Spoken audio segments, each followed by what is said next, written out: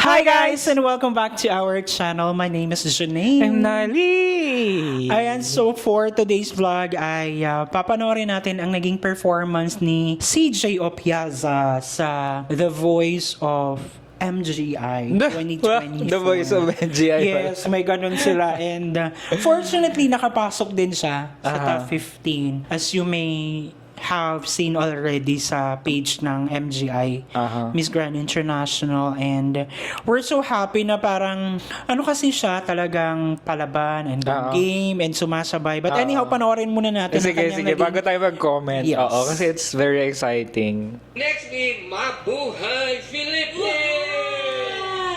I know there are a lot of Filipino great singers, but I'm part of the portion who cannot sing, but I'll do my best for the Philippines. Wow, di ba may ganun? Confidence.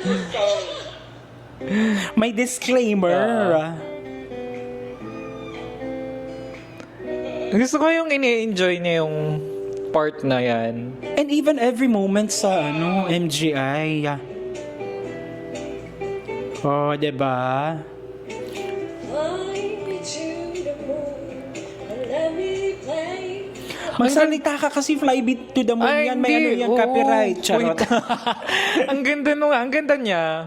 Like, the way she projects, like yung mga side profile, ganyan. And confident. Yeah. Yung confidence din talaga, tsaka yung stage presence yung nagdadala dun sa performance eh. Tsaka yung ano niya, yung mga suotan niya, outfitan niya, very clean lang. Diba? Kahit na hindi siya ganun kamaditali, ang ganda niyang tingnan, classy. Yes. And she was able to get the attention of Nawat din na, 'di ba? May history sa Philippines pero ngayon parang ang chami-chami sila, ganyan. Talaga ba? Let's see sa kung ano yung magiging result. Placement. True. In other words, Ay, nice.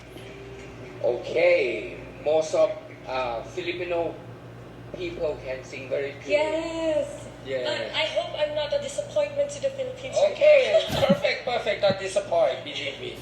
wow, di ba? Narinig mo yung perfect, not disappoint, believe me. I mean, ang nagustuhan ko kasi sa kanya, very conversational siya and then nagre-react siya sa sinasabi ni Nawat, ganyan, which is very important din naman. Kasi for you to be able to gain the trust, for you to be the representative of an organization, most especially, kailangan meron ka nang na-establish na relationship with the owner, which is good.